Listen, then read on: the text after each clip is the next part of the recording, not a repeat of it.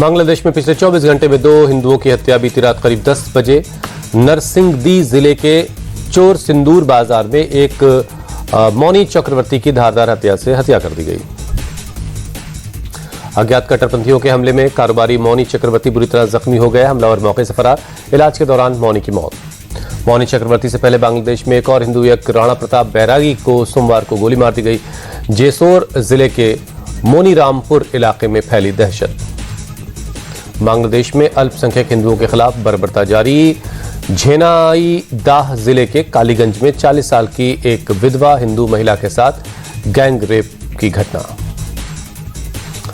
आरोपी शाहीन ने महिला के साथ गैंग रेप के बाद उसे पेड़ से बांधकर उसके बाल काटे। पीड़िता के साथ बर्बरता का वीडियो बनाकर सोशल मीडिया में वायरल किया।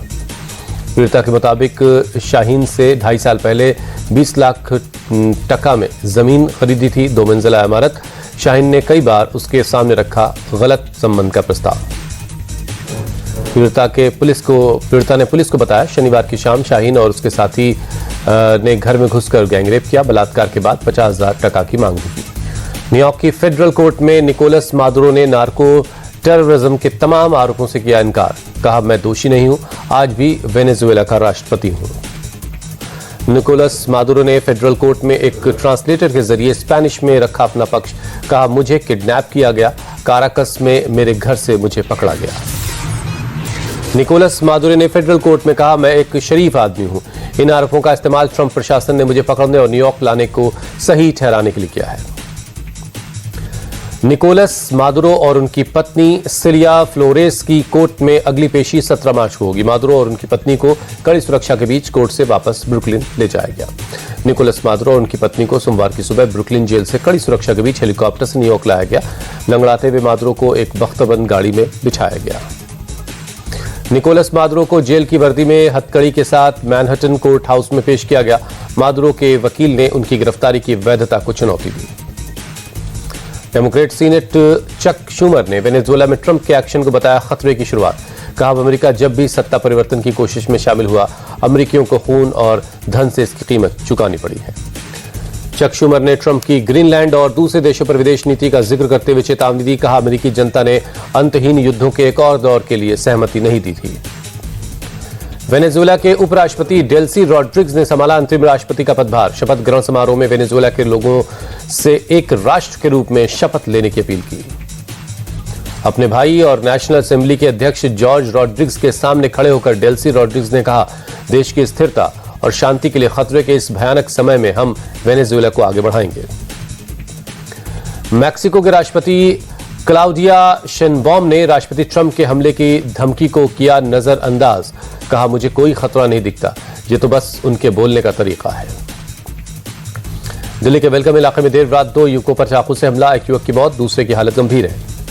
पीली मिट्टी इलाके में एक पार्क में अरमान और अल्ताफ पर अज्ञात हमलावरों ने हमला किया। अल्ताफ का जीटीबी अस्पताल में चल रहा है इलाज।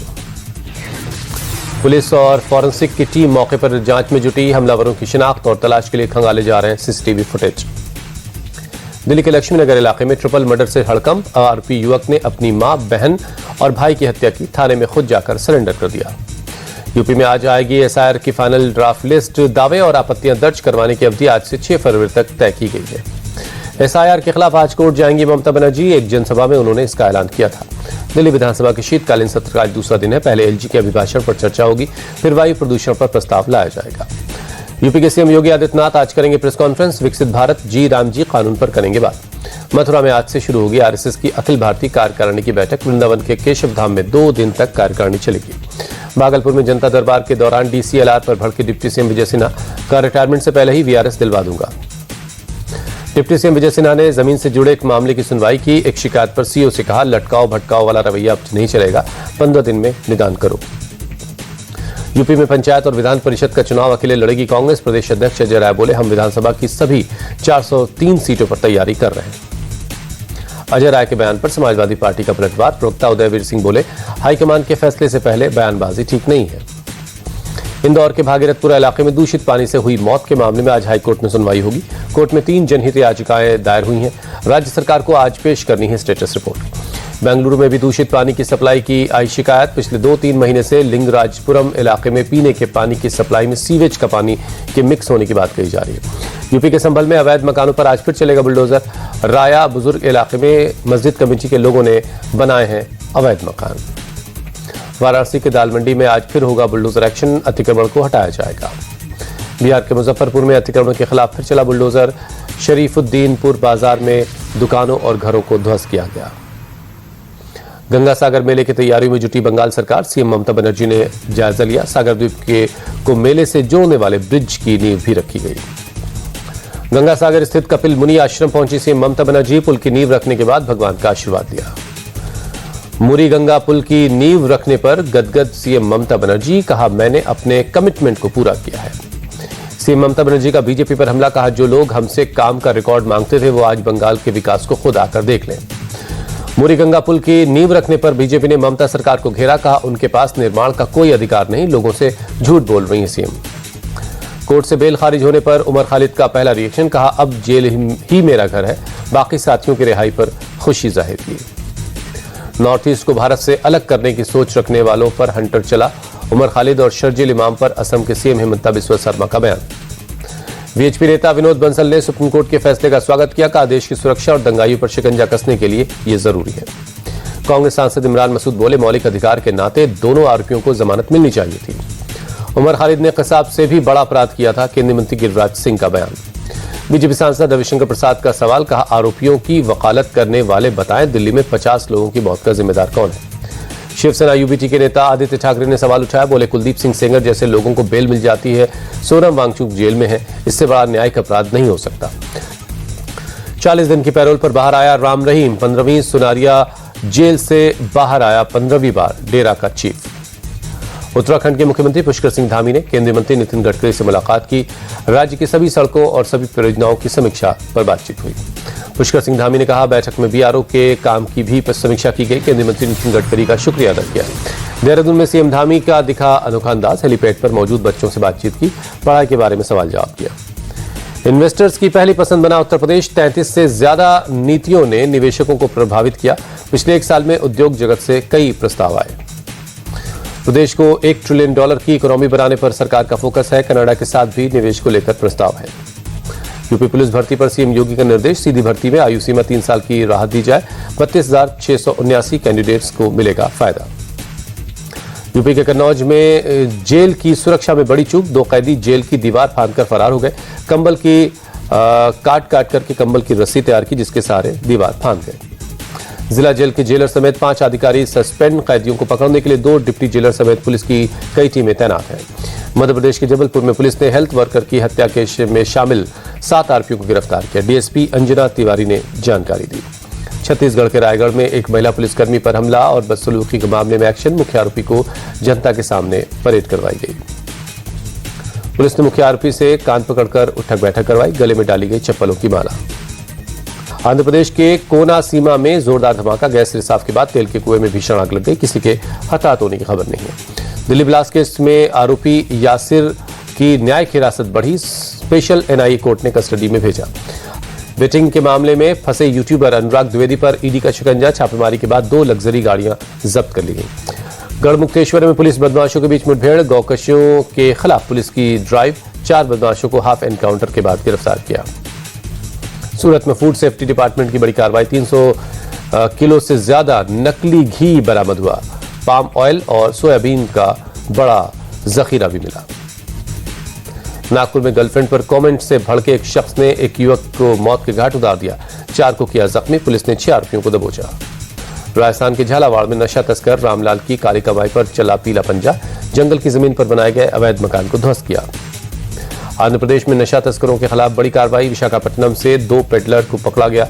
कुल 7 आरोपी गिरफ्तार। 5 किलो से ज्यादा गांजा जब्त किया गया। मणिपुर के विष्णुपुर में back to back 4 IED blast. धमाके में 4 लोग जख्मी। नागालैंड के दीमापुर में कस्टम का बड़ा एक्शन। होटल में रेड के दौरान भारी मात्रा में जानवरों की खाल मिली। तस्कर को गिरफ्तार किया गया। शिमला की मानव भारती यूनिवर्सिटी में फर्जी डिग्री का मामला। कोर्ट ने 2 आरोपियों को भगोड़ा घोषित किया। लखनऊ में ट्रैफिक पर बड़ा प्रहार। शहर के 11 रूट्स पर E rickshaw ban. DCP traffic Kamlesh Dikshit ने जानकारी दी। उत्तर प्रदेश, मध्य प्रदेश, हरियाणा और पंजाब में आज रहेगा जबरदस्त कोहरा। उत्तराखंड, हिमाचल और जम्मू कश्मीर में बारिश की आशंका है। शीतलहर से दिल्ली में जनजीवन प्रभावित है। जरूरतमंद लोग अब रैन बसेरों का रुख कर रहे हैं। मथुरा में ठंड के साथ कोहरे का अटैक। बीती रात कई इलाकों में विजिबिलिटी कम रही। कोहरे की वजह से सड़क यातायात प्रभावित हुआ। गाड़ियों की रफ्तार पर लगी ब्रेक्सी। केदारनाथ में हुई सीजन की दूसरी बर्फबारी। केदारनाथ मंदिर समेत पूरे इलाके में बर्फ ही बर्फ दिखाई दे रही है। लगातार 4 दिन की बर्फबारी के बाद केदारनाथ में पारा -21 डिग्री तक पहुंच गया है। पुनर्निर्माण का काम हुआ प्रभावित। जम्मू कश्मीर के करना चौकी बल में भारी बर्फबारी। सड़कों पर बिछी बर्फ की सफेद चादर। बीआरओ की टीम ने बर्फ हटाने के लिए चलाया अभियान। कई मशीनों और गाड़ियों को लगाया गया है। बोस्निया में भारी बर्फबारी बनी मुसीबत। एक महिला की मौत। पिछले 24 घंटे में 50 सेंटीमीटर से ज्यादा बर्फ गिरने से सड़क और ट्रेन सेवाएं ठप हो गई। पेरिस में भारी बर्फबारी के बाद पारा -4 डिग्री तक पहुंचा। हर तरफ बिछी बर्फ की सफेद चादर। ऐतिहासिक जगहों पर बर्फ के बीच सैलानी फोटो खिंचवाने का लुत्फ ले रहे हैं। भारत की अंडर-19 टीम की साउथ अफ्रीका के खिलाफ दूसरे यूथ वनडे मैच में धमाकेदार जीत। साउथ अफ्रीका अंडर-19 को 8 विकेट से हराया। सीरीज में बनाई अजय बढ़त। भारत को 27 ओवर में 174 रनों के डीएलएस टारगेट मिला था, जिसे टीम इंडिया ने 21 गेंद बाकी रहते ही हासिल कर लिया। वैभव सूर्यवंशी ने साउथ अफ्रीका की अंडर-19 टीम के खिलाफ 19 गेंदों पर 50 जोड़ी। 24 गेंदों में 68 रन बनाए। वैभव ने अपनी पारी में 10 छक्के और 1 चौका लगाया। 68 में से 64 रन बाउंड्री से ही बनाए। बांग्लादेश सरकार ने अपने देश में आईपीएल के प्रसारण पर बैन लगाया। मुस्तफिजुर रहमान को कोलकाता नाइट राइडर्स टीम से बाहर करने के बाद लिया फैसला। टेस्ट क्रिकेट में जो रूट ने ली की रिकी पॉन्टिंग की बराबरी। 41 शतक पूरे कर तीसरे स्थान पर पहुंचे। अभी तेंदुलकर और कैलिस से हैं पीछे। रिलायंस फाउंडेशन ने यूनाइटेड इन ट्रायम्फ कार्यक्रम किया। वर्ल्ड कप जीतने वाली भारतीय क्रिकेट टीमों को सम्मानित किया। मुंबई में यूनाइटेड इन ट्रायम्फ कार्यक्रम में पहुंचे सचिन तेंदुलकर पत्नी और बेटी के साथ नजर आए। असम के गोलाघाट दौरे पर पहुंचे मुख्यमंत्री हेमंता बिस्वा शर्मा। लवलीना बोरगोहेन स्पोर्ट्स कॉम्प्लेक्स का उद्घाटन किया।